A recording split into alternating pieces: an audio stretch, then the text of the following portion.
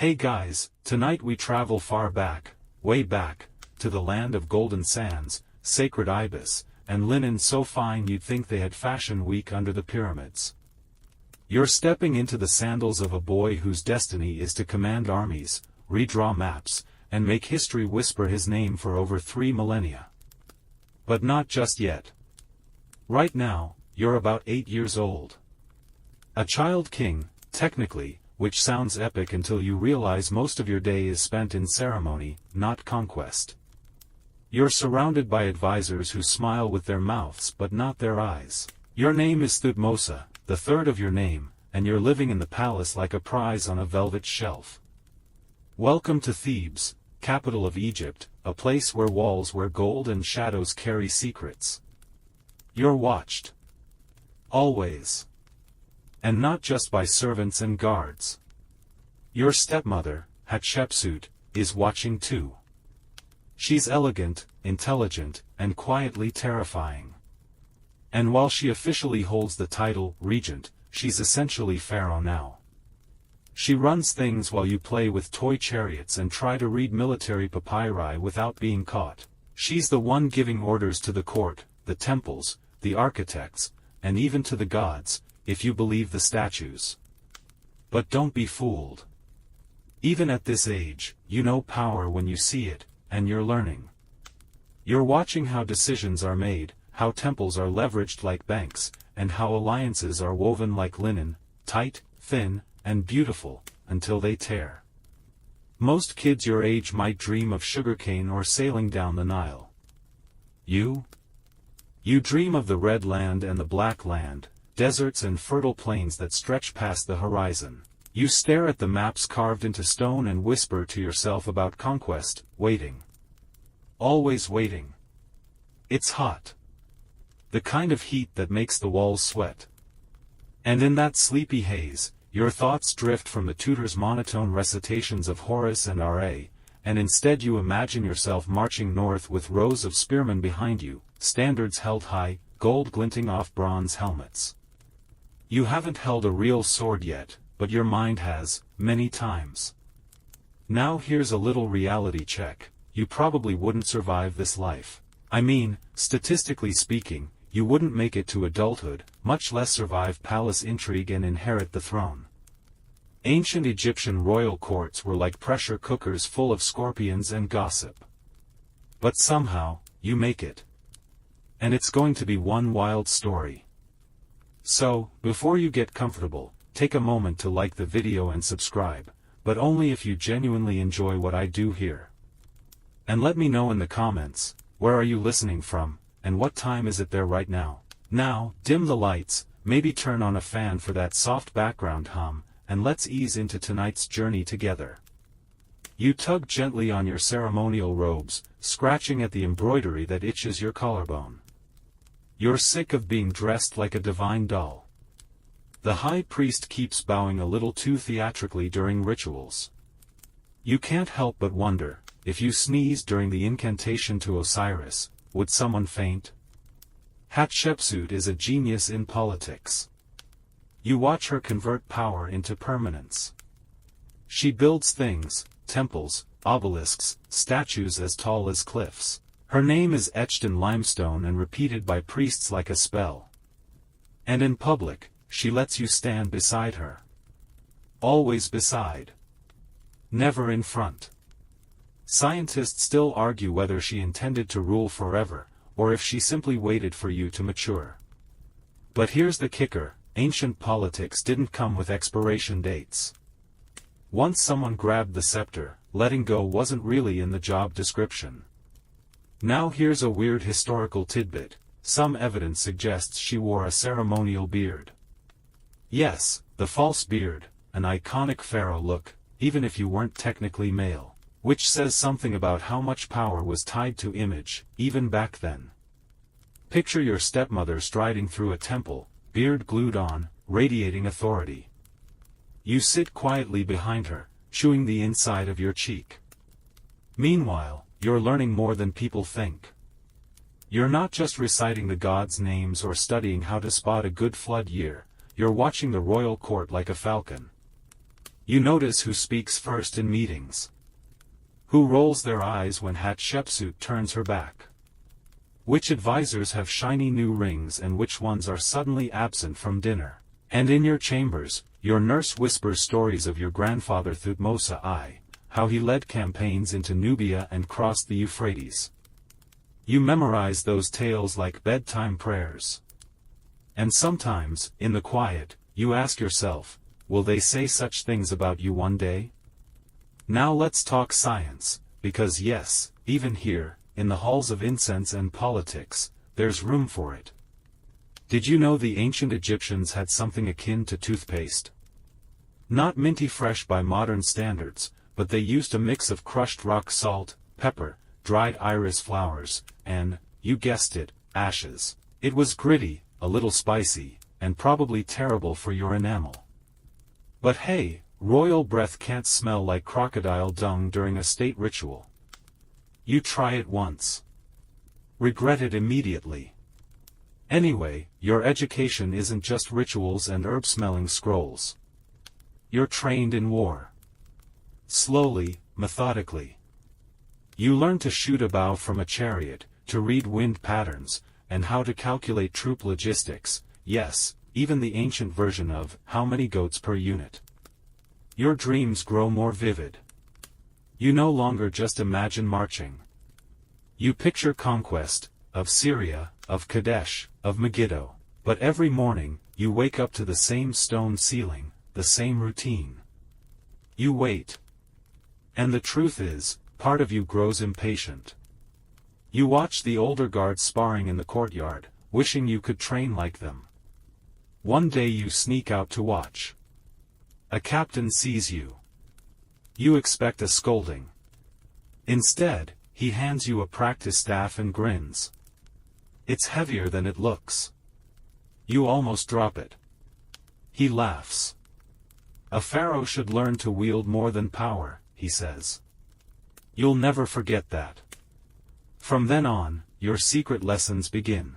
Late evenings when the air cools, when the priests are counting incense and the servants are nodding off. You learn footwork, how to breathe when swinging, how to fall without shame. You earn bruises. And in each one, a spark of something stirs.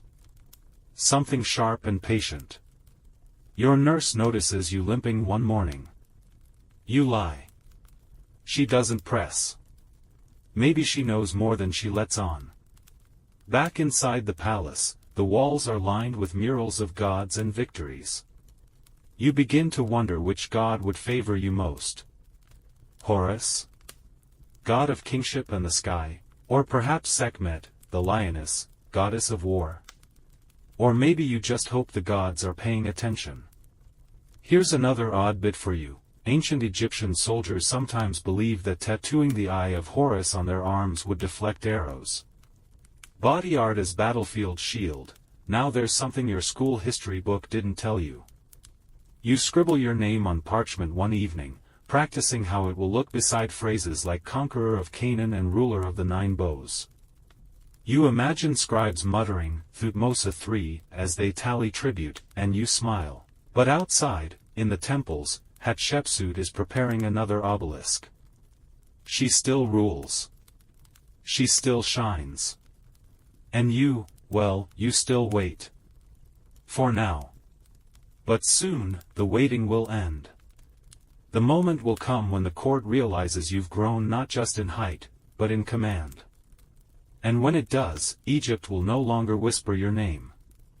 It will shout it. Just, not yet. The sun is higher now, hanging like a molten disk over Thebes, and your robes cling uncomfortably to your shoulders. You squint toward the horizon, wondering, not for the first time, what lies beyond those distant hills. Not the kind of wondering a child has when they daydream during lessons, but the kind of wondering that aches in your ribs. You've spent too long beneath ceilings. Even golden ones. You're 16 now. Hatshepsut has just died. There's no parade, no sudden public declaration of "Long live Thutmose." It's quieter than you expected. Power shifts like wind through a linen curtain, delicate but certain. One morning, the priests offer prayers to her memory. The next, your name is being chanted instead.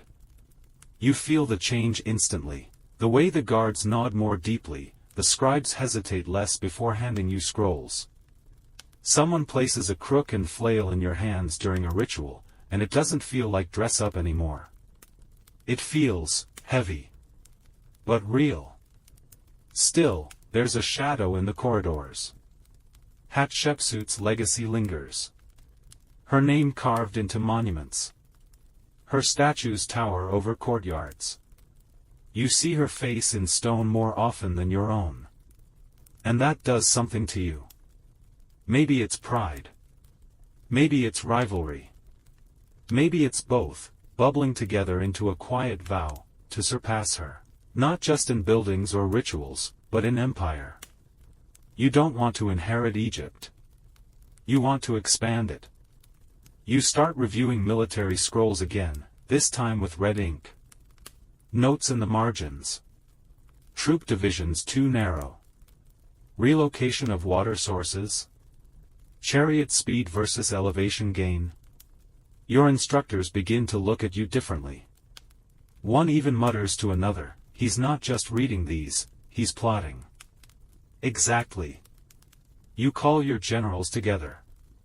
Veterans, mostly, men who fought under your father and grandfather. You ask questions, challenge assumptions, suggest impossible maneuvers. They test you. At first, they humor you. Then, they start listening. Your first campaign is being whispered across the court. Not officially, of course, but in the kitchens, among servants and lower scribes. The young pharaoh seeks to reclaim the north, they say. He dreams of Canaan. And they're right. You've been eyeing the rebellious city-states of the Levant. Their tribute payments have grown inconsistent. Their allegiance wobbles like a drunk scribe's handwriting. They think Egypt's leadership is still in transition. They think you're soft. You are not soft. Your war council prepares plans for the campaign to retake Kadesh and its neighbors. These are no minor uprisings, they're full-blown threats to Egyptian influence in Syria-Palestine. And worse, they're banding together under one charismatic prince of Kadesh, who believes he can break away from your empire. Let's just say he's about to have a bad year. Science break. Did you know ancient Egyptian chariots were engineering marvels of their time? Light enough to glide over sand, yet durable under pressure. They used a semicircular axle placement, unlike their heavier Mesopotamian counterparts, which gave them better balance and maneuverability. You've already tested a few yourself in the desert behind the palace, racing them until your palms blistered. You adjusted the angle of the yoke pole to reduce drag. You don't just ride them, you tinker with them. You're ready. But first comes the ritual. Before setting out, you must perform offerings at the temple of Ammonius Ra. This isn't just tradition, it's politics, optics, and spirituality all rolled into one dramatic incense-scented package. You kneel before the colossal statue of Ammonius, the god of creation and hidden power. Your voice is steady as you speak the invocation. Priests chant. Drums echo through the columns. And the oracle declares that the god supports your campaign. Of course he does. As your army assembles in the Valley of the Kings, you walk among them in plain armor, not your golden headdress. Your men see your face. They cheer. You nod silently, letting the illusion settle. This is not just their pharaoh. This is their commander. Your army is massive: chariots, infantry, archers, supply trains, oxen, water-bearers, scribes. A mobile city on the march. The goal is to reach Megiddo, where the rebellious coalition has entrenched itself. There are 3 known approaches to Megiddo: a wide northern road, a southern plain road, and a narrow central pass. Everyone advises you to avoid the pass. It's tight, risky, and could be a trap. You pick the pass. Fringe fact alert: Megiddo is the root of the word Armageddon. That's right, the apocalyptic, final battle, in later religious texts. You're heading straight into the birthplace of legendary conflict. No pressure. Your generals are nervous, and one even suggests a vote. You laugh, softly, but they hear it. I don't ask the Council of Goats whether the lion should hunt, you say. They stop suggesting alternatives. The march begins before dawn. You leave behind symbols, decoys, and false clues on the other two routes. Meanwhile, your entire army winds through the central pass, single file. The cliffs rise steeply on either side, blocking the view of the valley below. And yes, it's tense. Your scouts report no movement, too quiet. Every crunch of gravel sounds like an ambush. The soldiers mutter protective charms. You keep moving. Finally, you emerge onto the plains beyond the pass, and there, across the field, lies Megiddo, its gates sealed, its army still lounging outside the walls, assuming your days away. Surprise. The enemy scrambles to organize, too late. You order an immediate attack before they can regroup. Chariots charge, spearmen fan out, archers release a black rain of arrows. The rebels panic. Many flee straight into the city, but they close the gates too soon, locking out hundreds of their own men. Chaos. It's a slaughter, but not the kind where you gloat. You ride to the city gate, mud on your boots, and you raise your arm. Do not destroy the city, you say. We'll starve it out. A siege begins. And here's something few people know: ancient Egyptian siege tactics weren't always about brute force. They involved psychology, resource control, and, yes, propaganda. You send messages over the walls promising mercy. You parade captured soldiers, fed and unharmed, just visible enough for their friends inside to see. After weeks of pressure, Megiddo surrenders.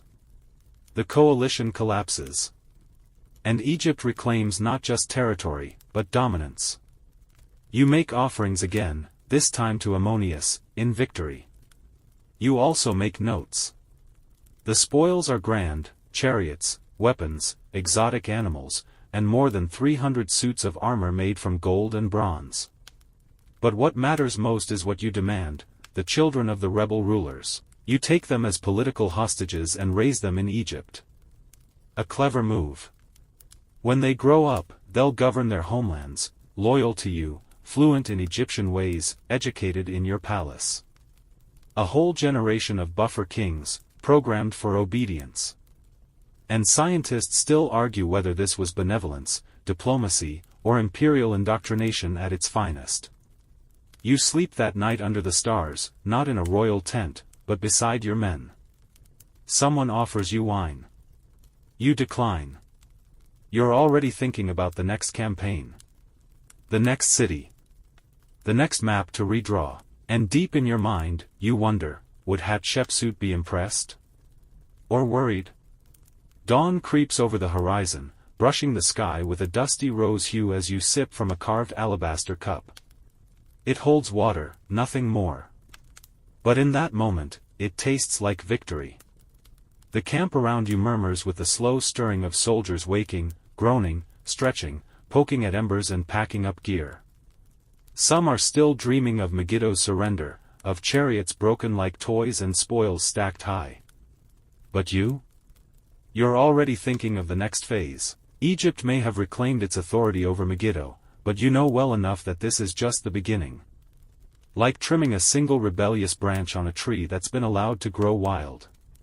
Beneath the surface, the roots are still tangled, city-states linked by shared ambitions and quietly maintained trade pacts.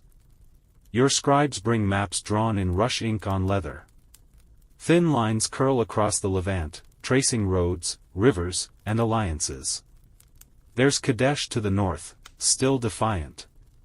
Mitanni across the Euphrates, a power in its own right. And inland, the cities of Aleppo and Tunip hold firm, watching you like vultures waiting for weakness.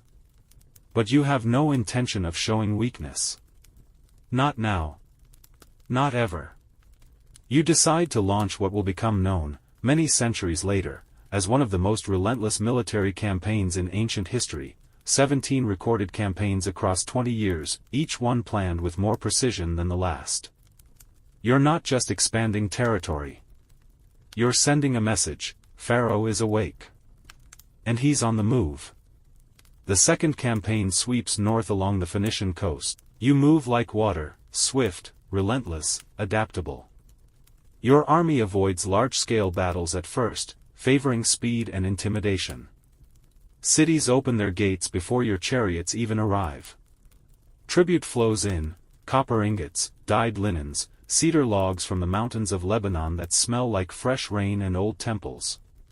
You stand atop one of those mountain passes, cedar branches brushing your arm, and you think, Hatshepsut may have built temples, but I am building fear.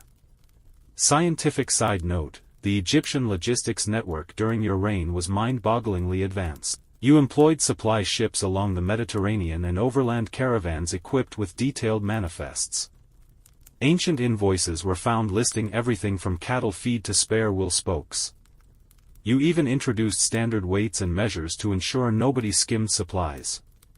It's like the Amazon Prime of antiquity, only with a lot more sand. Still, this isn't just a supply run.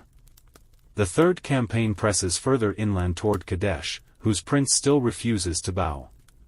You could storm the city, but you're beginning to appreciate the long game. So, instead of direct confrontation, you slice away at Kadesh's allies, one by one. It's a chessboard now, and you've got a god on your side. Or at least, that's the rumor. You see, back in Thebes, the priests have started promoting a new title for you: Mighty Bull, appearing in truth. Sounds flattering, until you realize it's also pressure. Expectations. You can't just win battles, you have to become myth. One evening, near the city of Ardata, you ride out ahead of your troops. Just a handful of guards with you. The wind carries the scent of olive groves and distant thunder. You sit on a boulder, overlooking the city. Below, torchlights flicker as townspeople scramble to reinforce their gates. You're close enough to hear the commands shouted in panicked Akkadian. You smile. They've never met you, but they know your name. That's power. Quirky fact of the night: some Egyptian soldiers believed placing a piece of a mummy's linen under their armor would make them invincible. Weird? Absolutely. But in a world without antibiotics, radiation, or caffeine, you take your superstitions where you can get them. You quietly allow the practice. It boosts morale, and honestly, if it helps your archers hit straighter, who's judging? The next day, Ardata opens its gates before a single arrow is fired. The prince walks out barefoot, hands raised, a golden cup of submission extended like a child offering an apology. You take it. You speak gently. And then you take hostages. That's your signature move now. With each city-state that bends the knee, you ask for sons. Not as prisoners. As students. The children are taken to Thebes. They learn Egyptian. They study administration, religion, warfare. They dine with your scribes and tutors, and some even meet you, briefly. You let them see your smile. They grow up believing Egypt is the sun around which their worlds orbit. Scientists still debate whether this program was cultural diplomacy or strategic assimilation. You don't bother debating. You just nod to the scribes and keep the policy going. Campaign 4 takes you farther than ever before. Beyond Kadesh, you press into Mitanni-aligned territory. You don't plan to conquer them, yet. You're here to make a statement. You cross the Orontes River under the pale haze of early morning. The water is cold, the current deceptively strong. A soldier slips and gets dragged downstream. You order him pulled out, then make him ride at the front for the rest of the day, soaked, shivering, but very much alive. Leadership, after all, isn't always about inspiration. Sometimes it's about endurance. You let your men see you take the same path, eat the same rations, brave the same storms. That earns loyalty more than speeches. One night, a storm batters the camp near Aleppo. Tents collapse, fires sputter, horses neigh in alarm. You're awake the entire night, walking the perimeter, checking the guards. You wrap a blanket around a shivering messenger and pour warm wine into his cup. If we survive this, you whisper with a smirk, we'll invade somewhere drier next time. He laughs. That's worth more than gold. By dawn, the storm passes, and Aleppo, having watched the whole debacle from their walls, sends envoys to treat with you. They're impressed, maybe even afraid. You make demands, not suggestions. They agree. You've now taken more land than any pharaoh before you. And yet, your gaze turns ever outward. Back in Thebes, artists begin carving your victories into temple walls. Long lines of bound captives, tribute-bearers, and exotic animals stretch across sandstone in scenes that glow under torchlight. You're not just a ruler. You're becoming a narrative.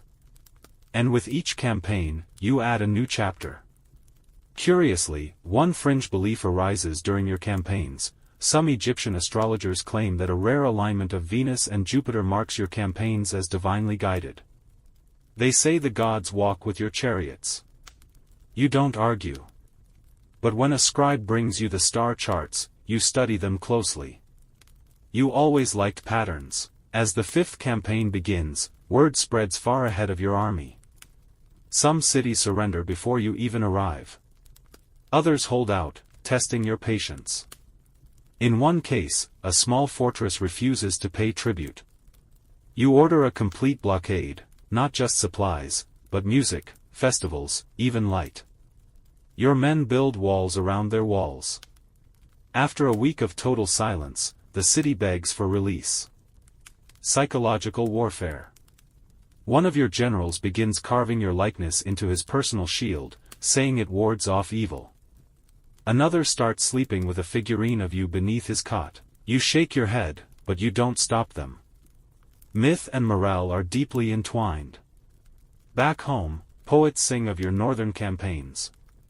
Children play Thutmose versus the rebels in the streets, using sticks and overturned baskets.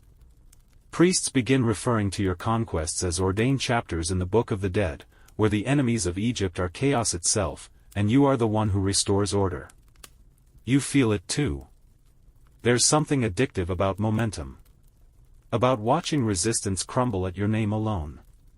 About seeing fear flicker in the eyes of men who once plotted rebellion. But you also know, beneath it all, that this is not endless. Nothing is. Every empire rises. Every campaign ends. Even the stars eventually fall. So you move with purpose. With urgency. And every night before you sleep, you whisper the same thought, let me be remembered. The sun rises heavy and golden over the hills as you stir from sleep, wrapped not in silk or luxury but in a rough linen cloak that smells faintly of ash and cedar smoke. You stretch, bones crackling like dry papyrus, and step outside your tent. The morning is quiet, but not still. There's the clinking of armor being buckled, murmured orders from captains, the soft braying of donkeys already burdened with supplies. Your men are machines by now, well-oiled, loyal, and expectant. Because today, you move east. The sixth campaign begins not with a battle, but with a question: how far can you really go? You're not content with the secure borders of the Nile or the subdued cities of Canaan. No, your eyes have shifted beyond the known, past the Euphrates, toward Mitanni. That elusive kingdom whose reach brushes the edge of Mesopotamia. A power equal to yours, perhaps, or so they say. You've heard the rumors. The Mitanni kings command swift chariots, breed horses in secret valleys, and wield iron weapons, a rarity, a whisper of the future. Your advisors counsel caution. Your priests raise eyebrows. But your instincts? They whisper only one word. Advance.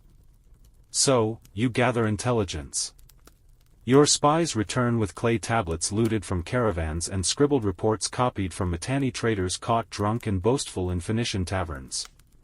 You even intercept a letter addressed to the Prince of Kadesh, full of florid promises and flattery. It smells faintly of rose oil and treachery.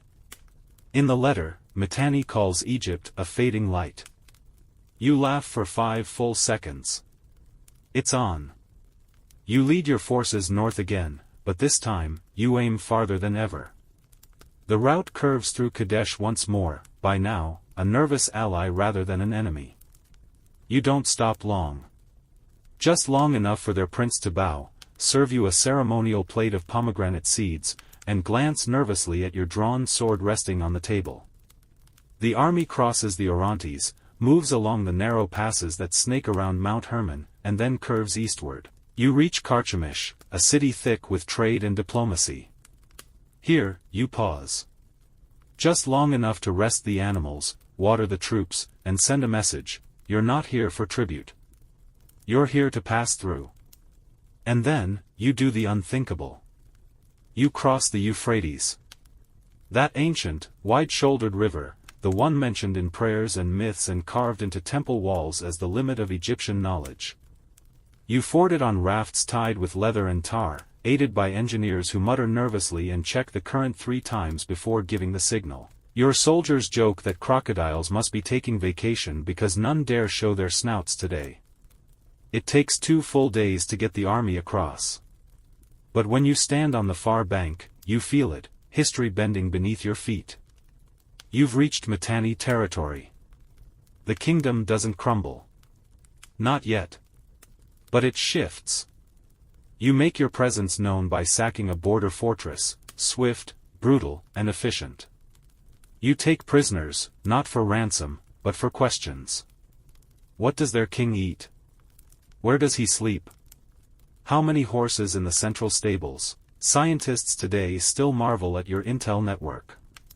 Egyptian field scribes didn't just record victories, they took note of architecture, crops, livestock numbers, even local festivals. One tablet from your campaign lists how many goats a village slaughtered for a moon feast. That level of detail? Unparalleled. You were basically the CIA of the Bronze Age. And speaking of feasts, there's one on the banks of the Khabur River. Your men roast game and sing war songs under a brilliant starlit sky. The air smells of roasted onions, wine, and something you can't quite place, maybe victory, maybe the edge of the known world. You lie back on your saddle and stare up at stars that haven't moved in millennia. Remember this, you whisper to yourself. We went farther than any pharaoh dared. But deep in the shadows, something stirs. Mitanni isn't idle. Though you've struck a bold blow, their king begins to move, consolidating his allies, reinforcing his citadels. And most importantly, opening diplomatic channels with Babylon. Yeah. That Babylon. Fringe tidbit of the night, some ancient Babylonians believed that dreams were actually messages sent by dead kings. Imagine that, every nightmare courtesy of some disgruntled former monarch. You half wonder what they'll say about you when you're the dream giver. Back in Thebes, your court panics slightly. The scribes write hurried messages, the priesthood murmurs prayers to Ammonius Ra with extra incense. Your regent, possibly your mother, depending on which historian you ask, holds things steady. But all eyes are on you now. Because you didn't just raid a Mitanni border town. You declared war on the future. But for now, you retreat, strategically. That's the thing about military genius, it's not just in attacking. It's knowing when to stop. When to turn the chariot around and let your name echo through the enemy's halls like thunder. So you do just that. You leave graffiti in the ruins, yes, actual ancient graffiti. A small line of hieroglyphs scratched into a rock face by the Euphrates, reading, Pharaoh crossed here. The oldest, I was here, tag in history. By the time you return to Egypt, your army is sunburned, lean, and dragging wagons full of tribute, horses, gold, strange spices, and even a few new musical instruments that make your temple flutists scratch their heads in confusion. One instrument looks like a sideways harp and smells faintly of cinnamon. You are received not with parades but awe. The court falls silent when you enter. The priests chant your new title, He who sees the ends of the earth. You try not to smirk. But let's be honest, you've earned it. The 7th and 8th campaigns are cleanup efforts, consolidating gains in Syria and ensuring that those who pledged loyalty actually meant it. You invent the ancient version of a loyalty program, fail to send annual tribute, and the pharaoh shows up uninvited. You make examples of a few stubborn city-states. You raise walls, relocate nobility, and replace local governors with Egyptians trained in your administrative schools. The message is clear: cooperation is peace. Defiance is erosion.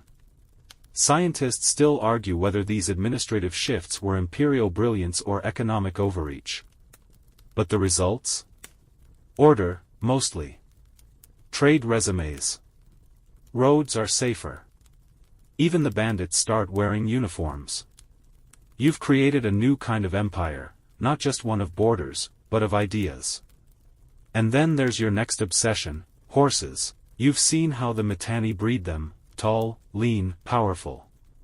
They train them with whispered commands and gentle tugs. You bring some back to Egypt and commission special training schools. Chariotry, once a novelty, becomes an institution. You even develop a specialized corps of archers trained to shoot while standing on speeding chariots. Fun fact: modern equine physiologists suggest that Bronze Age horses used for war likely maxed out at 13 to 14 hands tall, smaller than today's racehorses. But don't let the size fool you. Those little war ponies were terrifying with a spear strapped to the side. Back in Thebes, the temples are busier than ever. Artists now paint your campaigns not just as military conquests, but as divine pilgrimages. You are portrayed with arms outstretched, smiting foreigners beneath the watchful eye of the gods. Your image becomes iconography. But you're not done. Even as your generals consider retirement and your engineers dream of pyramids, you are already planning your next move. You pace by candlelight, whispering to your aides about maps, rivers, supply lines, because there's always another frontier. Always another hill to crest. And while your body aches more than it used to, your knees crack when you kneel, and your hands sometimes tremble when tightening armor, your mind remains sharp as obsidian. You are Thutmose. The one who crossed the Euphrates. The one who made the stars shift. You awaken to a scent you didn't expect, apricots. Not the rich kind soaked in honey you get back in Thebes, but the wild ones, tart and sun-dried, clinging to scrubby trees along the Levantine edge of your empire. You bite one from a trader's basket, pit and all. It's sharp, earthy, and vaguely insulting, like it doesn't want to be eaten. Still, it gets the job done. And you need your energy, because this morning, your feet hit the earth not as a conqueror chasing foreign kings, but as a surveyor, an administrator, really. The 9th campaign is less blood, more balance. You're not riding to war. You're checking the plumbing. It's time to reinforce the empire. See, conquering is one thing. Holding? That's a completely different beast. And holding a patchwork of city-states, client rulers, and tribute flows that stretch from the Nile Delta to the Euphrates? Yeah. That takes more than muscle. So you head out not with the full clanging roar of your army, but with a lean, intentional entourage, scribes, architects, logistics officers, and more translators than you ever thought you'd need. You'd think people could agree on how to say taxes. Turns out, no. You start with Byblos, faithful, resilient, and covered in cedar. The kind of city that keeps its promises. You reward them with gold, a pair of beautifully bred Egyptian horses, and a rare music scroll from Thebes. Their governor falls to his knees, kisses the sand at your feet, and declares 3 days of feasting. One of your generals jokes that you've conquered their stomachs. You grin. That's the point. Then comes Tyre. Ah, Tyre. Seafaring, smug, and always one storm away from rebellion. They're clever, though, always just cooperative enough to avoid your wrath, but never so loyal you stop watching them. You arrive under a cool haze, the sea mist licking the edges of your chariot. Tyrian merchants greet you with gifts, dyed fabric so richly purple they practically hum with royalty, and a strange fermented drink that smells like sandals and regret. You accept both. Here, you install a new grain tax, but smartly, only on merchants trading across the sea. Domestic trade? Exempt. You know how to keep the artisans working and the nobles grumbling only quietly. This isn't about extortion. It's about stability. See, mainstream economic historians today suggest your model of tribute and regional autonomy allowed for what they call soft hegemony. In other words, you let them think they had choices. They didn't, of course. But they felt like they did. That's power. Next, you move inland, smaller cities like Thutmose and Ardata. Places whose names barely register on your grand map, but whose fields feed the entire region. You appoint local governors, but only after they've completed your newly designed loyalty test. It's a simple questionnaire, really. Do you love the pharaoh? Do you plan to betray the pharaoh? Would you consider betraying the pharaoh if Mitanni offered you a really shiny horse? If they flinch on question 3, they don't get the job. You even take time to visit the temples. Not the great stone monuments of Egypt, but smaller shrines, simple altars made of limestone or baked mud brick. You pour a libation of beer to a Canaanite god with a name you can't quite pronounce, just to show the locals you're not above honoring their deities. Fringe detail: some early Levantine cults believed that their gods literally lived inside carved wooden poles called ashrim. Imagine praying to a tree trunk with a personality. No thunderbolts. No wings. Just a sacred stick in your backyard giving you unsolicited life advice. But you get it. Faith is a powerful adhesive. So you leave offerings. Say a blessing. Maybe two. Scientists still argue whether this strategy, respecting local religion while promoting Egyptian gods, was tolerance or political manipulation. Either way, it worked. Temples in cities you barely spent a night in started adding miniature statues of Ammonius beside their native gods. Not a takeover. Just a gentle nudge. You're building culture now, not just empire.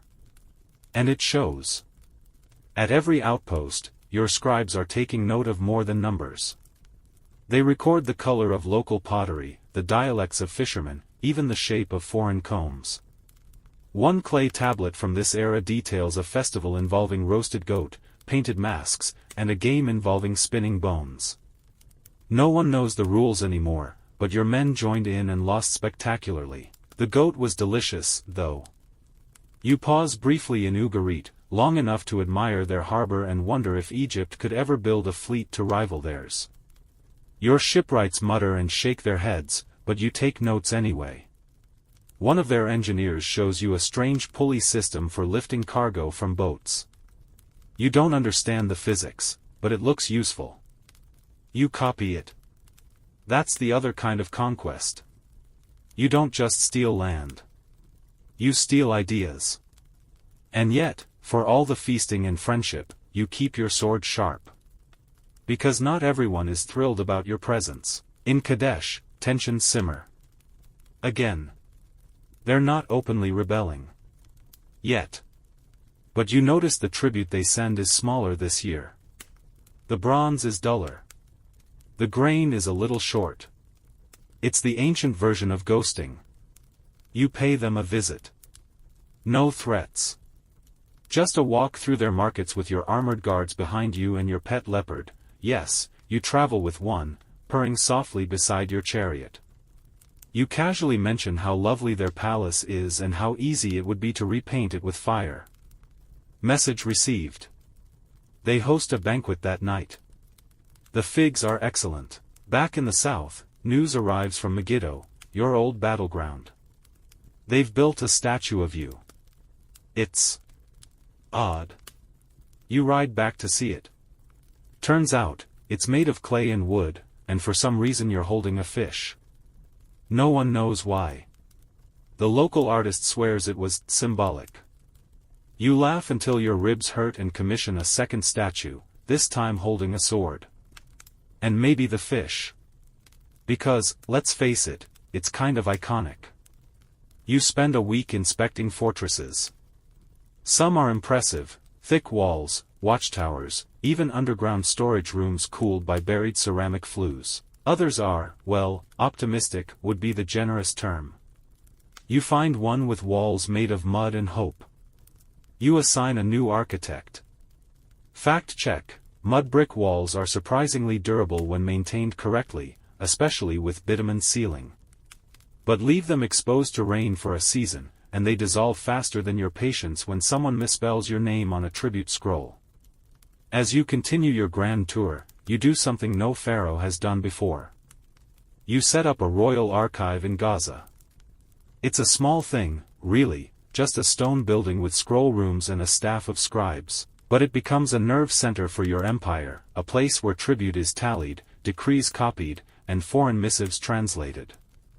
The Bronze Age version of an Excel spreadsheet. Your advisors think it's boring. You know it's brilliant. Because while armies win battles, paper wins legacies. That, and you're tired of asking, didn't we tax this city already? You also begin experimenting with formal ranks for your vassals. No longer just governor or tribal leader, now you have a layered system: bronze seals for mayors, silver for city rulers, and gold for regional satraps. These seals come with robes, insignias, and the all-important right to sit one cushion higher during royal visits. People will betray their brothers for one more cushion. And speaking of betrayal, one city in the hills attempts it. Quietly. A nighttime ambush on one of your garrisons. They don't make it past the second guard post. The response is swift. You don't burn the city, too valuable. But you remove their ruler and install his cousin. The cousin, incidentally, has been writing you long, flattering letters for years. Sometimes, buttering up the pharaoh really does pay off. The year winds down, and with it, this campaign of infrastructure and influence. Your men are leaner, wiser, more sun-scorched. Your horses well-fed, your maps more detailed. You've done something few conquerors remember to do: you didn't just build an empire. You checked in on it, and as the winds shift back toward the Nile, you smile at the horizon. Not because you're done, but because you're ready for what's next. You return to Thebes under an early morning sky, before the city stirs, before the clamor of markets and ox carts and shouted greetings reclaim the streets. The palace gates open slowly, respectfully, as if the stones themselves recognize your stride. You don't announce your return. You don't need to. The courtiers scramble anyway, robes half-tied, sandals in hand, as they spill into the hall to welcome you. Your arrival is less a spectacle, more a gravitational shift. You've been gone months. And in that time, your absence has become a presence of its own. But you didn't come back for ceremony. You came back for the mind. Because now, you begin the second half of your genius, the part few rulers understand. You transition from Pharaoh the warrior to Pharaoh the architect of systems. What you built in stone you must now encode in law. First, the scribes. You summon the royal scribes to the Hall of Judgment, an echoing chamber where hieroglyphs climb the walls like vines. These men, lean and sun-withered, have ink-stained fingers and eyes trained to read nuance. They kneel before you, and you do something shocking. You give them new instructions: don't just record. Interpret. Your orders. They are not just to preserve the past but to shape perception. Every grain tally, every legal dispute, every act of kindness or severity from your hand, must be crafted to reflect not only truth but meaning. Because empire is not just ruled with armies. It is ruled with narrative. So, you begin constructing a living myth. You're no longer just Menkheperu Ra, the established is the form of Ra. You are now Ra's chosen instrument in the material world. Your image will appear in temple bas-reliefs, lifting the sky with both hands. You're shown receiving wisdom from Thoth and fire from Sekhmet. These aren't lies. They're clarifications of destiny. In private, you commission what will become your most sacred personal possession, the golden tablet of continuity. Inscribed on electrum, etched with both divine blessings and economic plans, it outlines the next decade, not in dates, but in seasons, tides, harvests, and omens. You've begun building time itself. Outside, the city hums. Artisans resume work in the great workshops, chipping away at alabaster, mixing the sacred blues of lapis pigment, weaving linen as fine as air. In a quiet wing of the palace, your chief engineers present their latest marvel, an aqueduct model powered by gravity-fed canals. You approve it instantly. Hydraulics are the new conquest. But then, a whisper arrives. A scroll. Unsealed. Unapologetic. From Mitanni, not from the king himself, he would never lower himself to ink, but from one of his senior envoys. The message is clear: we see you. Mitanni's watching your every move. They know you're consolidating. They suspect you're preparing. They're not wrong. You summon your war council, but not to talk of swords. No, this time, you speak of leverage. See, you've started mapping not just cities, but sentiment. You've created a new department, an Office of Intangible Measures. Their job? To travel the empire not as tax collectors or governors, but as listeners. Observers. Feelers of tension. They return with scrolls of emotions, resentment in Byblos, pride in Ugarit, fear in Kadesh. You take those scrolls seriously. Because this isn't just a kingdom. It's a heartbeat. So now, you initiate the project of integration. You assign artists, not just soldiers, to your frontier cities. Sculptors, musicians, poets. They don't just bring Egyptian culture. They adapt to local forms. In one village, your bard learns an Akkadian lullaby and rewrites it into a hymn for Ammonius. It catches on. Children sing it in the markets. Old women hum it while grinding grain. What happens next? People begin to forget which part was theirs and which was yours. That's imperial hypnosis. At the same time, you issue the Scroll of Dual Legacy, a new administrative decree that offers high-ranking foreigners the ability to swear loyalty and become honorary Sons of the Lotus. It's not just a title. It comes with land grants, ceremonial daggers, and the right to send their children to be educated in Memphis. Foreign elites now compete to Egyptianize their heirs. And while that's happening, your border generals are hard at work developing a new kind of mobile infantry. Not the slow, shield walls of old, but fast, flexible, javelin-throwing units mounted on hybrid chariots, lighter, quicker, deadlier. They're nicknamed the Scorpions. You personally oversee their training in the high desert, putting them through drills while a sandstorm rages. You stand amidst them, cloaked in linen, your crown tucked away. No one recognizes you. You throw a javelin yourself. You miss. The men laugh. You laugh harder. That night, you reveal yourself and declare, if Pharaoh cannot hit the target, Pharaoh must build a better spear. The quote is carved into a stone tablet the next day. Meanwhile, your spies report increased movement near the Mitanni border. New forts, new patrol routes. They're preparing. You smile. Because so are you. But this time, you will not strike first. You'll lure. You initiate the clay diplomacy plan, offering Mitanni trade access through Cyprus, proposing a cultural exchange involving sacred scrolls and healing herbs. You send wines, spices, even a golden falcon statue carved by your best sculptor. They accept. But behind the gift exchange, you send encrypted scrolls to the kings of Assur and Babylon. You offer them something unthinkable, a tripartite research agreement. You'll share engineering knowledge, especially in irrigation and metallurgy, if they promise to isolate Mitanni economically. Not forever. Just long enough. Because you don't need to crush them. You just need them to lean. And while all this unfolds, you return to the heart of the matter, your people. You institute a new festival, the Day of Common Voices. One day a year, in every major city, any citizen may speak directly to the local administrator without appointment or status. They may praise. They may complain. They may whisper secrets or sing nonsense. All must be heard. Your scribes document everything. Then you read the scrolls. This, more than any conquest, gives you insight into your empire's soul. And finally, you begin your greatest project yet, the Temple of Light Beyond Fire. Not a place of worship. A place of knowledge, geometry, botany, astronomy, medicine, all compiled, debated, refined. It will take decades to build. Maybe more. But when it is done, it will shine brighter than any pyramid. It will make wisdom immortal.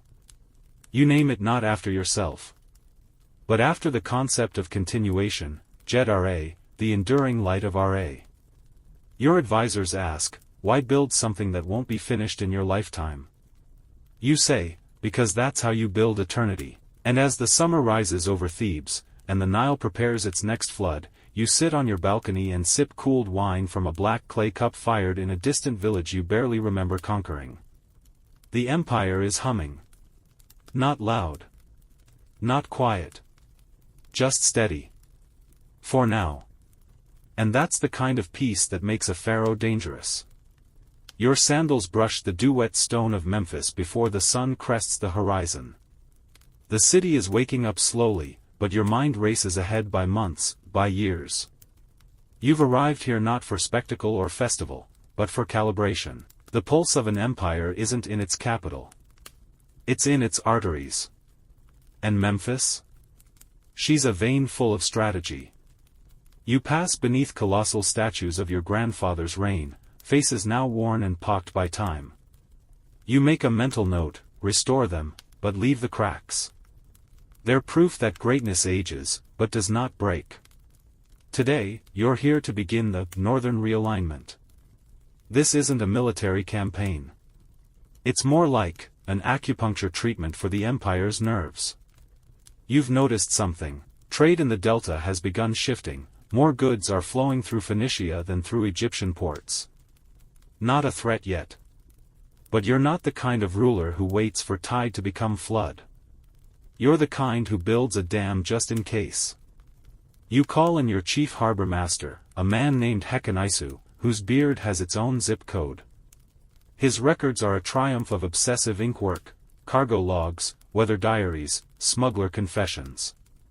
You pore over them like scripture. Then, you pivot. You order the expansion of Perbastet's docks, doubling its grain storage and adding new limestone slipways that can load 4 ships simultaneously. You also approve a subterranean drainage system, based on Nubian tech, so the flood season doesn't drown the supply chains. While architects sketch, your merchants whisper. They're uneasy. See, there's word of Mitanni caravans rerouting through Amuru and collecting tribute from minor princes. That shouldn't be happening. Those princes are technically yours. Or at least, they were last you checked. So, you send a delegation, not warriors, but scholars. Fluent in the dialects of Ugaritic and Hurrian. Their instructions? Don't threaten. Don't bribe. Just listen. The result? A quiet revelation. The vassals aren't disloyal. They're confused. They're being asked to pay 2 empires, yours and Mitanni's, and they're not sure which god to offend. You decide to solve this the pharaoh way. You host a summit in Memphis. You invite the border lords and sea captains. You seat them not at a war table, but around a model of the Nile made from polished ebony and inlaid silver. You let them play, like children, moving tiny boat figurines and tokens shaped like temples. Then, you give them scrolls written in 3 languages, each version slightly different. It's not a mistake. It's a test. And only those who notice and correct the inconsistencies are deemed fit to keep their titles. The rest? Well, they're reassigned to more contemplative roles. Some find themselves overseeing date farms near Aswan. Others, shockingly, become advisors to the Temple of Batet, where their most important task is teaching cats not to steal fish. No one complains. You've taught them that governance is as much observation as action. Then, you move on to science. Because science, in your mind, is just conquest by reason. At the Temple of Thoth, you convene a gathering of healers and star readers. Among them is a woman named Netipet, who's developed a paste of honey, fig resin, and red ochre that reportedly heals infection twice as fast as traditional salves. You try it on a soldier with a deep spear wound. It works. You grant her funding to open the first Clinic of Wounds and Elements. It's a humble reed-roofed building, but it attracts patients from hundreds of miles away.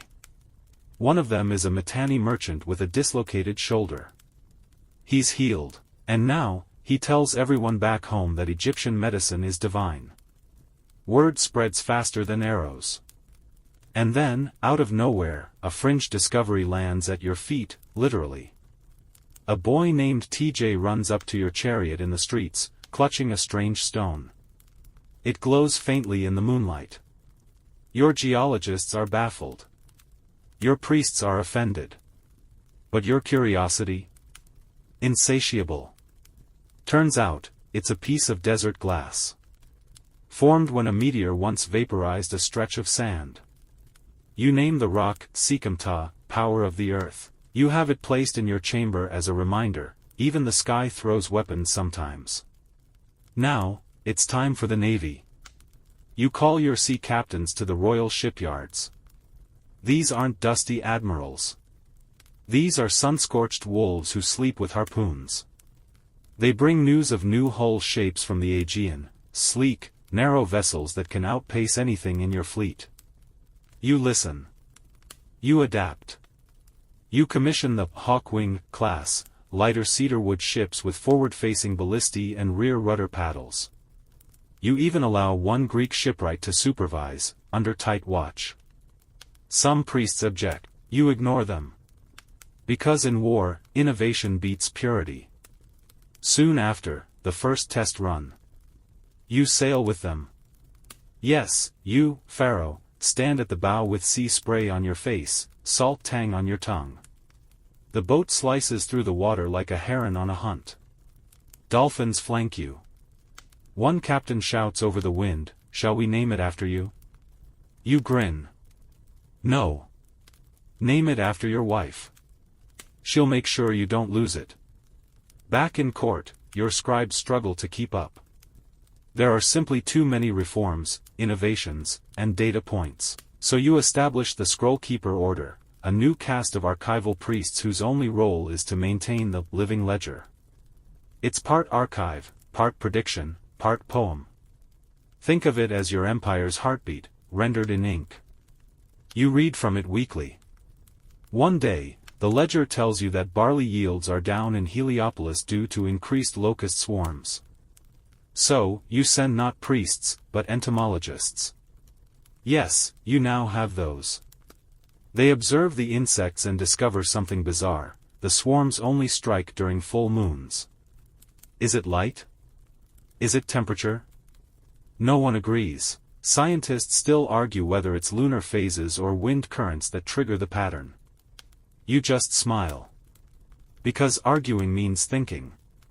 And thinking means, you've already won. Your favorite debate though? How best to measure time. The sundials vary. The water clocks are inconsistent. You begin funding a new system, one based on star position and seasonal bloom cycles. It's still primitive, but it begins to produce results. You can now predict the Nile's rise within 3 days. And you know what that means? Taxes, time to weather. It's the kind of control that makes even your gods blink. But you're not done. You issue the Edict of Two Horizons. From now on, every major Egyptian city must establish a twin learning center, one for priestly knowledge, one for artisan knowledge. Theory and craft. Heaven and earth. Neither may interfere with the other, but both must meet monthly.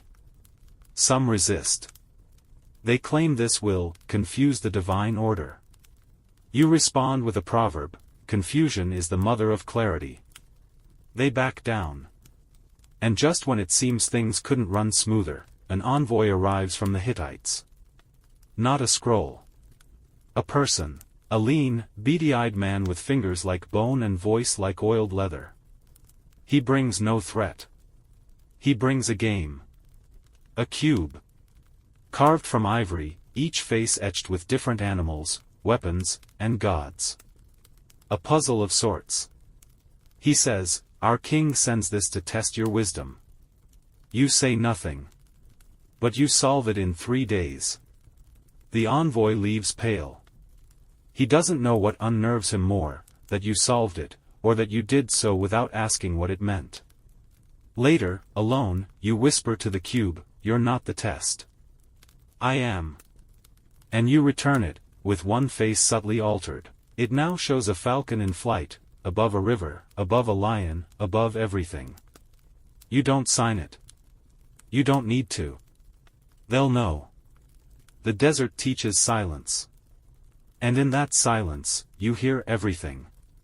Now back in Thebes, the city breathes like a living manuscript, markets swelling like lungs in the morning heat, chants rising from temple courtyards like the incense they carry. And yet, you are still. Unmoving. Seated at the lotus throne with a single falcon feather resting on your palm. You are not meditating. You are calculating, because now comes the most dangerous part of ruling. When everything seems to be working. This is when kings get soft. This is when empires grow fat. This is when shadows gather beneath gold ceilings. So, you create an illusion. You announce a year of peace. Parades. Music. Public games. You raise statues of Ma'at, truth, balance, harmony, in every province. You tell your people that the gods are smiling. You tell them that Egypt is untouchable. And then, quietly, you begin purging your court. Not with executions. That's loud. That's primitive. You use promotion. The corrupt vizier who was skimming grain. He's now governor of an island with no boats. The priest who whispered sedition in riddles. He's now head librarian in a temple so remote even the sun forgets to visit. You don't punish disloyalty. You exile its purpose. And your replacements? Not nobles. Not cousins. You elevate the overlooked, scribes, field commanders, shipwrights. People who still remember what it's like to earn a meal. Each new appointment is like driving a stake into shifting sand. Stability through unexpected routes. One of your most brilliant moves. You appoint a young female architect named Cider as overseer of tomb design. The old architects grumble. She lacks the years. You reply, "So did I, once." She goes on to design burial vaults that bend light with mirrors. Chambers that echo hymns even when no one sings. One design includes an underground pool that reflects the stars above, so the dead pharaoh never forgets the sky. Later, scholars call it metaphysical engineering. You call it vision with backbone. But for all your outward calm, you sense the stirrings of something deeper. Not political. Not economic. Something spiritual. The people love the gods, but fear them like tyrants. Obedience, yes. But joy? Connection? Rare. So, you walk into the temple of Ammonius unannounced one morning, no fanfare, no trumpets, and sit among the children being taught to read the sacred scripts. The priests freeze. The children gape. You pick up a stylus.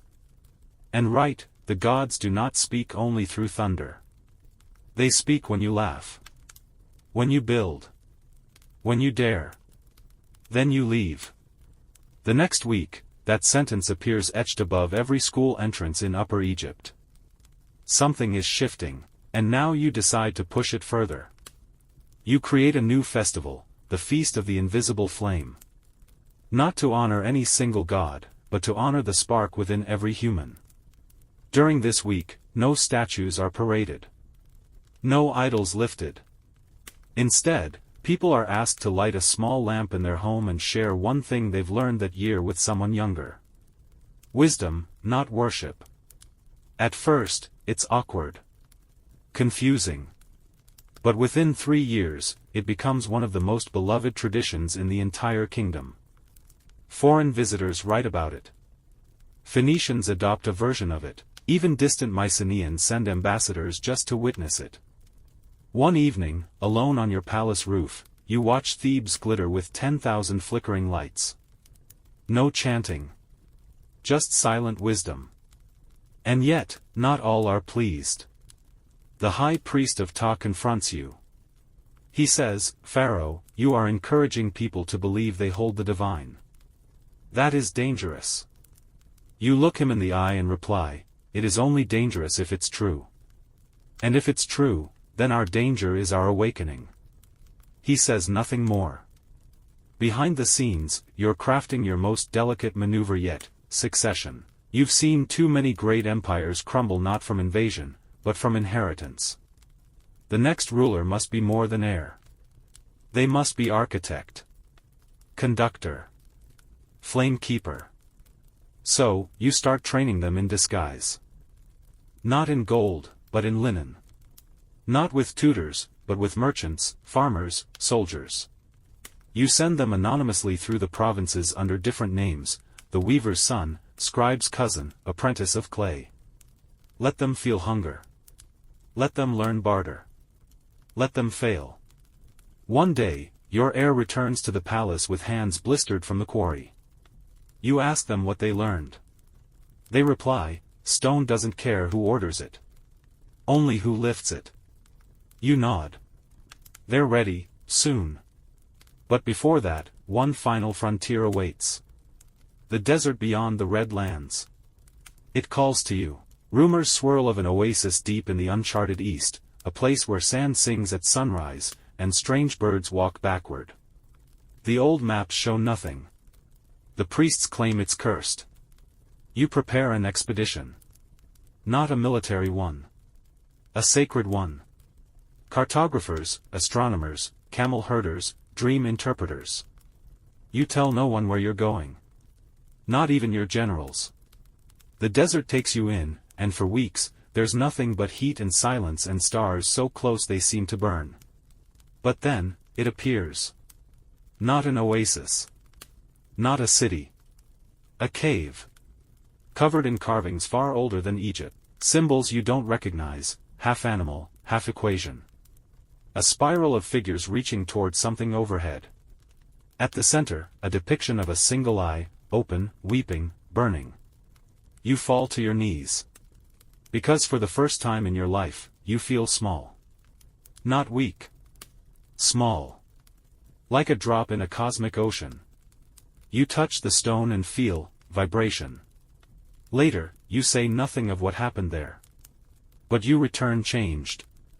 And you bring back one thing, a smooth, round stone unlike any your geologists can classify.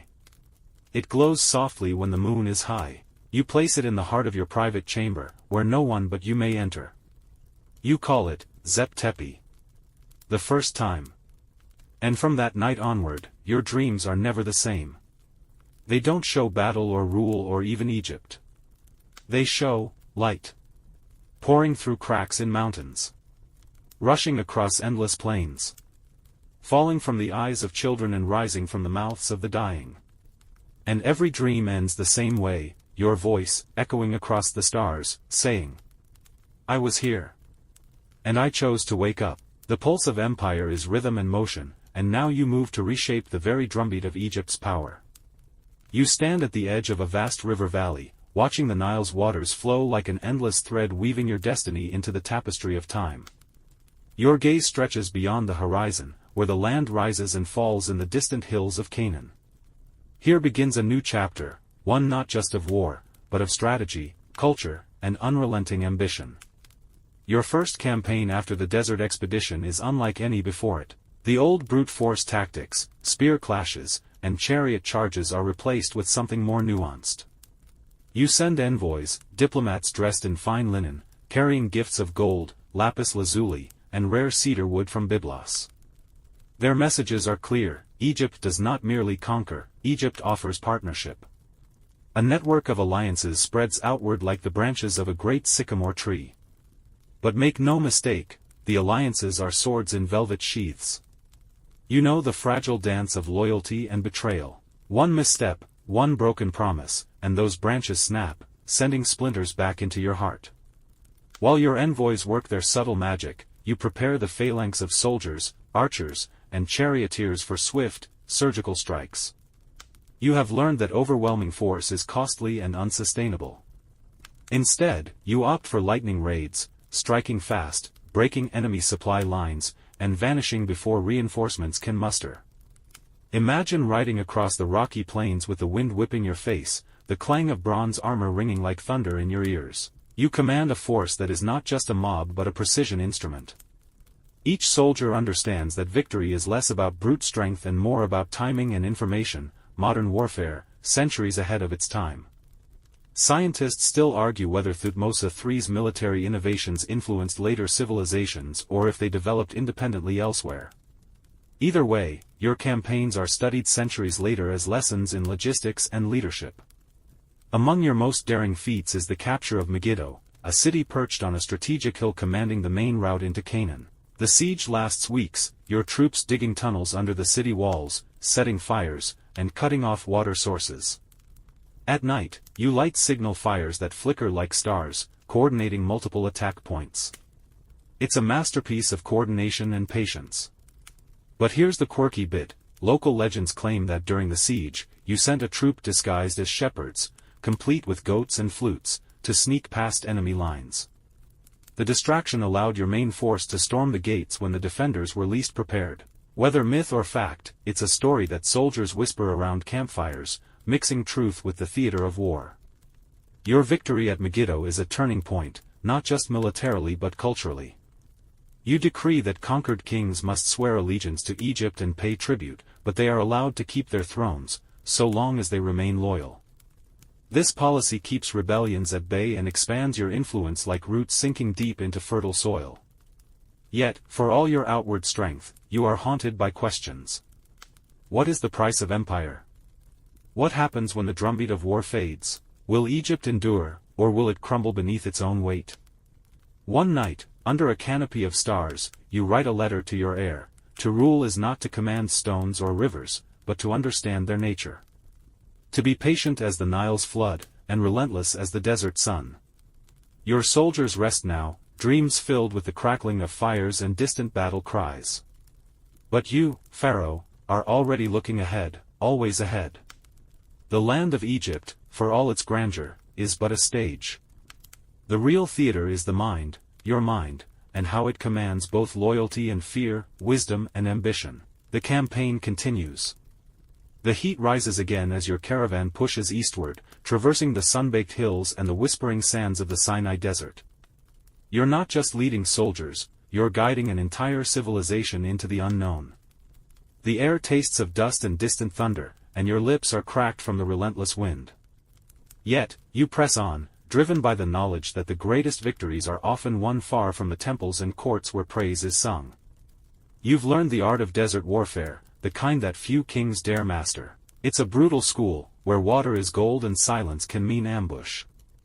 Nights are your sanctuary, filled with flickering campfires and the murmurs of scouts returning with tales of nomadic tribes and shifting alliances.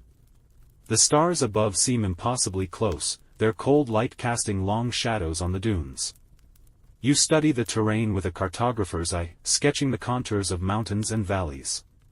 You note every oasis, every hidden spring, understanding that control over these lifelines is as crucial as any chariot charge. Logistics are your secret weapon, supply lines that stretch like lifeblood through hostile lands. Scientists still argue whether your logistical genius was an inherited tradition or a revolutionary breakthrough in military planning. Either way, your campaigns leave a legacy etched not just in stone but in the very strategy manuals of future generals. The desert brings surprises too. You discover a strange tribe whose warriors fight barefoot and paint their faces in swirling patterns that shimmer in the moonlight. They communicate with signals on their camel saddles, a language of clicks and whistles that you struggle to decipher. A fringe theory suggests they might be descended from a lost civilization, blending ancient magic with keen survival skills. You attempt to forge an alliance, exchanging gifts and knowledge. Your scribes record their customs meticulously, intrigued by their relationship with the harsh environment. They teach you how to find water hidden beneath the sands and how to read the stars for navigation. The campaign takes you to the city of Kadesh, a fortress perched like a hawk's nest overlooking the Orontes River. Here, you face your most formidable adversary, a coalition of Syrian princes who refuse to bow. The battle is epic, with chariots racing like thunderbolts and arrows darkening the sky. You feel the ground tremble beneath your feet, the roar of warriors like a storm. In the thick of combat, your strategist proposes a risky maneuver, a feint to draw enemy forces away, while your main army encircles from the opposite side. It's a gamble that could cost thousands or win the war. You nod, heart pounding. Victory comes at dusk. The Syrian coalition is broken, their banners trampled in the dust. Yet, you spare the defeated princes, offering them terms that bind them as allies rather than foes. This act of calculated mercy strengthens your reputation, not just as a conqueror, but as a ruler who understands power's delicate balance. Later, as you sit beneath a tent flap, sipping sweet wine and watching the desert stars flicker like distant fires, you contemplate the cost of conquest. The lives lost, the families torn apart. The whispers of fate carried on the wind, but also the promise of legacy. You send word back to Thebes, prepare for the influx of riches, knowledge, and new people who will soon walk the streets of Egypt, forever changed by your campaigns. And you dream of a kingdom not merely built on war, but on wisdom, respect, and the enduring flame of human spirit. You awaken to the soft, golden light spilling through the woven canopy of your tent, the scent of frankincense mingling with the cool morning air. Today, you face the city of Joppa, a bustling port city perched on the Mediterranean coast, where the salty tang of the sea brushes against the stone walls like a whispered promise. This city is no mere prize, it is a gateway to the wider world, a crossroads of trade, culture, and power. Your army moves with a purpose, soldiers' boots crunching on the gravel roads as merchants haggle and children watch with wide eyes. You feel the pulse of the city, its markets alive with exotic spices, vibrant textiles, and the chatter of sailors from distant lands. It is a sensory feast, the kind of place where the fate of empires can be sealed by a single handshake or a well-timed siege. You prepare to surround Joppa, understanding that naval control here is just as vital as land dominance. Your engineers, those unsung heroes of war, have crafted siege towers and battering rams designed to overcome the thick city walls. The clang of hammer on iron, the creak of wooden wheels on stone, it's a symphony of preparation and anticipation. Scientists still argue whether your innovations in siege technology were inspired by earlier Mesopotamian designs or born purely from Egyptian ingenuity. Either way, your methods become legendary, inspiring military minds for centuries. You send out scouts to spy on the city's defenses and supply lines. Their reports are mixed, some say the people of Joppa are restless, others claim the city's walls are impregnable. Fringe theories suggest the city is protected by secret tunnels and ancient curses, though you're more concerned with the practicalities than superstition. The siege begins with a series of calculated strikes, arrow volleys, catapult launches, and psychological warfare. At night, you light massive fires, their smoke blotting out the stars, intended to sow fear and confusion. You even release flocks of trained birds to circle above, a subtle reminder that your eyes are everywhere. Days turn into weeks. The defenders' resolve is tested, their provisions dwindling. You offer terms of surrender, promising clemency and trade benefits to those who yield. Your reputation for combining strength with mercy works in your favor. Finally, the city gates creak open, and your forces march in, not as marauders, but as rulers offering protection and prosperity. You order repairs to the port facilities, inviting foreign traders to dock safely under Egyptian banners. Joppa becomes a jewel in your expanding empire, a bridge between Egypt and the Mediterranean world. Amid the celebrations, you receive word of unrest back home, nobles wary of your growing power, priests questioning your motives. You remind yourself that leadership is a delicate balance of strength and diplomacy, ambition and humility. As you stand atop the city walls, the sea breeze cool against your skin, you realize that true conquest is not just about territory, but about hearts and minds. The empire you build is as much about culture as it is about armies. And so, you gaze out over the horizon, knowing this is just the beginning. The sun rises slowly over the sprawling city of Damascus, casting long shadows across its ancient streets. You feel the weight of history pressing down as you approach this jewel of the Levant, a city rich with trade, culture, and tradition. This campaign is unlike the others. It is a test not only of military might but of your ability to govern and integrate diverse peoples under one vast Egyptian banner. As you walk through the bustling markets, the scents of cardamom, myrrh, and freshly baked bread mingle with the hum of merchants bartering in countless languages. The city's walls are thick, built to withstand centuries of siege, but you know that brute force alone won't secure your place here. You must weave a web of alliances, respect local customs, and assert your authority with a steady hand. Your engineers begin reinforcing siege engines, but you also dispatch diplomats to parley with Damascus's leaders. You bring gifts of fine linen, gold amulets, and promises of protection.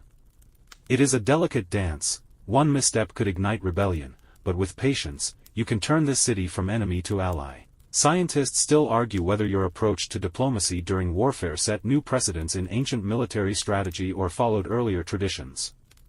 Regardless, your campaigns here blend the sword and the olive branch in unprecedented ways. One night, as you sit by your tent's fire, a curious story reaches you.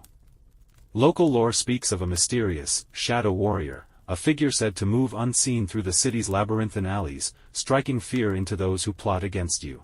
While your advisors dismiss it as superstition, the story spreads quickly among your troops, boosting morale and unsettling your foes. Whether myth or reality, it becomes part of the campaign's mystique. The siege stretches on, with skirmishes erupting around the city gates and within the surrounding hills. You watch as your soldiers, battle-worn but resolute, adapt to guerrilla tactics employed by local defenders familiar with the terrain. This challenges your usual methods and forces you to rethink traditional siege warfare. Your supply lines become a lifeline, not just of food and weapons but of information. Scouts bring tales of shifting loyalties, secret meetings, and whispered plans. You respond with counterintelligence, intercepting messages and spreading disinformation to keep your enemies guessing. After weeks of pressure, Damascus yields, its leaders swearing fealty to you. But you impose conditions: preservation of local customs, taxation in tribute rather than blood, and the establishment of an Egyptian garrison to maintain order. The city becomes a vital hub, linking your eastern campaigns to the rest of your growing empire. Its artisans, scribes, and merchants enrich Egypt's culture, weaving new threads into the fabric of your kingdom. As dusk falls, you reflect on the complexity of conquest, that victory is never absolute but a continual negotiation between power and diplomacy. The echoes of battle fade, replaced by the steady rhythm of commerce and cooperation. The road ahead leads you north, into the rugged terrain of the Mitanni kingdom, where towering mountains meet dense forests and swift rivers carve deep valleys. The air is cooler here, filled with the scent of pine and earth, a sharp contrast to the desert heat you've grown accustomed to. The campaign shifts, no longer a march across open plains but a test of endurance, strategy, and respect for the land. Your troops trudge through muddy paths, boots sinking into soft soil, the clatter of armor muffled by the thick canopy above. You feel the tension ripple through the ranks, knowing the Mitanni warriors are skilled archers and horsemen, masters of the highlands. The forests conceal them like shadows, ready to strike and vanish before your eyes. You call a council beneath a grove of ancient trees, where your generals debate the merits of a direct assault versus guerrilla-style tactics. You weigh the risks, the cost of prolonged conflict against the value of quick dominance.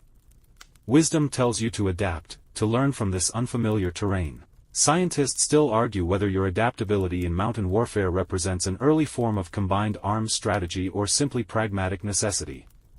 Either way, it becomes a hallmark of your military genius. As you press forward, you encounter the Mitanni's famed horse archers, their arrows whistling past like angry hornets. You order your infantry to form tight shield walls, a tactic learned from earlier campaigns, buying precious moments to reposition and counterattack. The clash is fierce, the forest alive with the sounds of steel, shouts, and the pounding hooves of horses. Between battles, you observe the Mitanni culture, an intricate tapestry of language, art, and ritual. You note their worship of the storm god Tezhub, whose temple crowns the highest peak. There's a certain respect for their fierce independence, even as you prepare to bring their lands under your control. A quirky tidbit reaches your ears. Local legends speak of enchanted wolves guarding the mountain passes, spirits said to howl warnings of impending danger. Your soldiers joke about these wolf sentinels, but a few keep a cautious eye on the shadows, just in case. Your siege engineers construct trebuchets and catapults adapted to the rocky terrain, launching stones that shatter enemy fortifications. You employ spies who navigate secret mountain trails, gathering intelligence on Mitanni movements and supply caches. After a grueling campaign marked by blood and diplomacy, the Mitanni rulers agree to terms of peace. They recognize your authority but retain a degree of autonomy, a testament to your balanced approach. As you descend from the mountains, the sun setting in fiery hues behind you, you feel the weight of your empire's growing reach. From deserts to forests, rivers to mountains, you've learned that conquest is not just about strength, it's about understanding the land and the people who call it home. And so, with the taste of victory mingled with exhaustion, you look toward the future, knowing many campaigns still await. Your campaign presses onward, the vast expanse of the Syrian desert unfolding like an endless sea of sand beneath the blazing sun. You march alongside your troops, the dry wind carrying the sharp scent of resin and distant fires, dust swirling around your feet like restless spirits. The desert's heat is relentless, pressing against your skin and sapping energy, a silent adversary alongside the enemy armies you seek to conquer. Today, you face the fortified city of Megiddo, a strategic prize perched atop a hill, commanding the vital trade routes between Egypt and Mesopotamia. The city's massive walls rise like dark sentinels against the bright sky, defiant and unyielding. Your scouts whisper of thousands of defenders, well-armed and ready to test your resolve. You command your army to set up camp just beyond the city's reach, the air filled with the metallic clang of armor, the murmur of soldiers discussing the coming battle, and the occasional bark of orders. You feel a mix of anticipation and solemn duty. This battle could define your legacy. Scientists still argue whether the battle tactics employed here represent the earliest example of coordinated large-scale warfare or a continuation of traditional combat methods. Regardless, what unfolds over the coming days will become a template studied by future generals.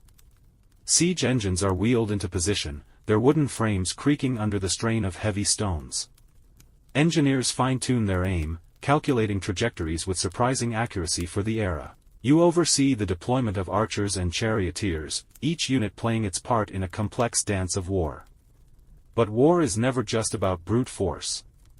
You employ psychological tactics, sending envoys to spread rumors of overwhelming reinforcements, lighting signal fires to give the illusion of greater numbers, and orchestrating nighttime raids that unsettle the defenders' sleep.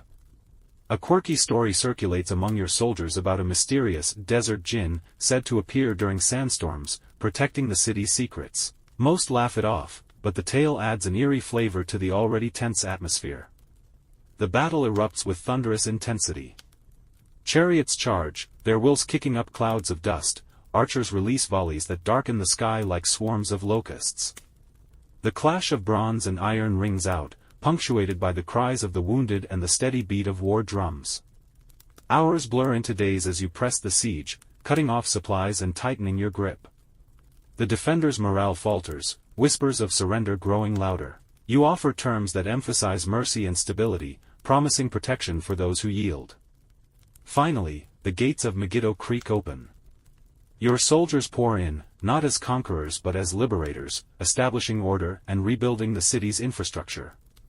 You reward loyal allies and integrate local leaders into your administration, ensuring a lasting peace.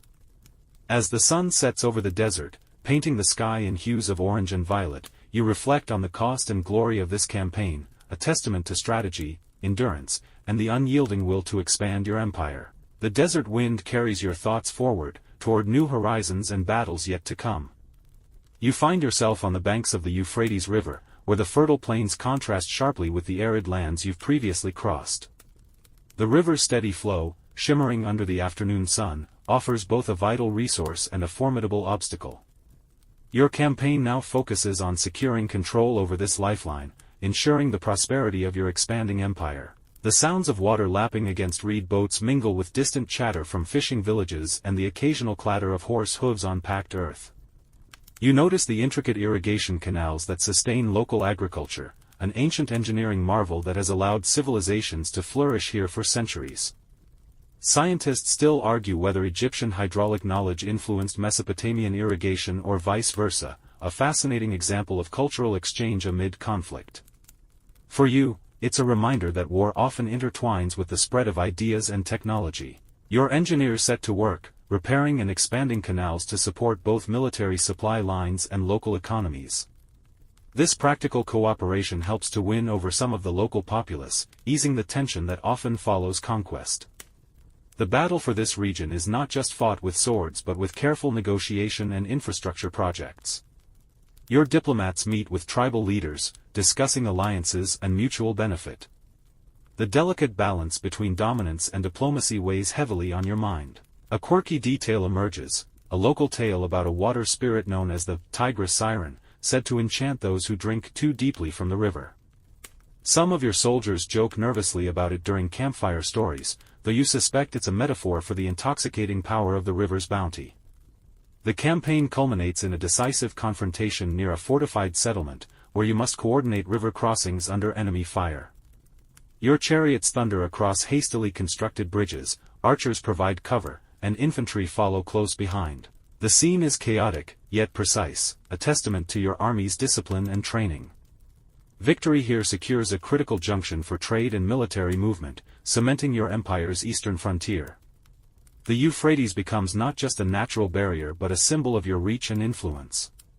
As twilight descends, you gaze across the waters, the distant lights of settlements flickering like stars on earth. The river whispers stories of past and future, of battles won and peace forged. You feel a rare moment of calm amid the endless march of war, knowing your legacy will flow through these lands long after you. The landscape shifts once again, this time to the rugged hills and fertile valleys of Canaan, a land steeped in ancient history and countless conflicts. You lead your forces into a region where city-states vie for power, their allegiances as changeable as the wind. The smell of olive groves and freshly tilled earth mingles with the distant hum of markets, a stark contrast to the battlefield's chaos. Your army advances cautiously, aware that each city behind these walls holds its own secrets, strategies, and ambitions. The challenge is not just to conquer but to unite, a delicate task requiring both strength and subtlety. Scientists still debate whether your campaign in Canaan marked a turning point toward imperial administration or merely a continuation of traditional Egyptian dominance. It's a question that echoes through the annals of history, reflecting on the nature of empire itself. You engage in a series of sieges and skirmishes, each unique in its demands. Some cities surrender swiftly, swayed by your promises of protection and prosperity. Others resist fiercely, their defenders fueled by local pride and desperation. The sounds of battle, clashing swords, war cries, and the rumble of siege engines, fill the air, punctuated by moments of eerie silence that seem to hold their own tension. Your engineers innovate yet again, adapting siege towers to the varying fortifications, and your archers perfect their aim from the heights. The smell of burning wood and melting metal lingers after each engagement, a sensory reminder of the cost of war. Among the troops, you hear whispers of a mysterious, Canaanite shield said to be blessed by the gods, granting invincibility. Of course, your soldiers treat it as a legend, joking that if such a thing existed, it would make your job much easier. Throughout the campaign, you maintain careful records, sending messages back to your capital that detail not just victories but the daily rhythms of conquest, supplies, morale, and the ebb and flow of alliances. By the time you consolidate your control over Canaan, you've transformed the region into a vital corridor for trade and military movement, laying foundations for future stability under your reign. As the sun sets behind distant hills, casting long shadows over olive trees and stone walls, you feel the weight of history pressing forward, your empire now a tapestry woven from the threads of countless cities and peoples. Your final campaign draws you toward the mountainous borderlands where the ancient lands meet the wild unknown. The air here is crisp, filled with the scent of pine and wild herbs, a far cry from the scorching deserts and fertile plains you've traversed. The terrain is rugged and unforgiving, challenging every step you take. You lead your troops through narrow passes and steep cliffs, the sound of distant waterfalls mingling with the crunch of boots on rocky soil. The strategic importance of this region is clear. It serves as a gateway between your empire and the northern territories, a natural defense line and a launching point for future expeditions. The local tribes here are fiercely independent, skilled in guerrilla tactics and intimate with the terrain. You realize that victory will require more than brute force, it will demand patience, intelligence, and diplomacy. Your scouts report signs of hidden paths and ambush sites, reminding you that every inch of this land is contested. Scientists still argue whether your campaigns here marked the true expansion of Egyptian influence into the mountainous zones or if they were isolated skirmishes without lasting control. This debate underlines how history can be both precise and elusive, shaped by perspective as much as by fact. You adapt your strategies accordingly. Instead of full-scale assaults, you deploy small, mobile units to navigate the landscape, engaging in hit-and-run tactics and securing key passes. Your archers perch on rocky outcrops, their arrows finding targets unseen in the tangled forests below. A quirky local legend you overhear speaks of a mountain phantom, a spirit said to protect the land's secrets and punish invaders. Your soldiers share nervous smiles, though no one wants to be the first to admit how the tales creep into their dreams. Despite the challenges, your leadership prevails. You forge alliances with some tribes, leveraging mutual interests and offering trade opportunities. Others submit after demonstrations of your strength and resolve. As winter approaches, you establish fortified outposts that secure your northern border, completing the territorial expansion that has defined your reign. The snow-capped peaks gleam under a pale sun, a silent witness to the struggles and triumphs of your campaigns. You stand atop a ridge, gazing out over the lands you've shaped through fire and diplomacy, conquest and compassion. The vastness of your empire stretches out before you, a testament to vision, endurance, and unyielding will. The echoes of battle fade into a profound quiet, the soft rustling of pine needles and distant calls of mountain birds filling the air. Here, in this moment, you find a rare peace. Word count, 2093. Now, a gentle wind down, the day's battles and endless marches slowly dissolve into the quiet of evening. Imagine the land settling under a blanket of stars, the air cooling softly, whispering of rest. Feel the steady pulse of your own breath, calm and even, as the world around you fades to a gentle hush. The memories of distant drums and clashing swords retreat, replaced by the soothing cadence of night. Let the images of ancient deserts, flowing rivers, and towering mountains drift away like clouds, softening into the gentle folds of sleep. Know that the legacy of those long-past campaigns lingers quietly in the earth, as your mind gently settles into stillness. As you rest, remember this: every journey ends in peace, every conquest in calm. Now, soften your thoughts and drift deeper, wrapped in the quiet comfort of the night. End of script. Sweet dreams.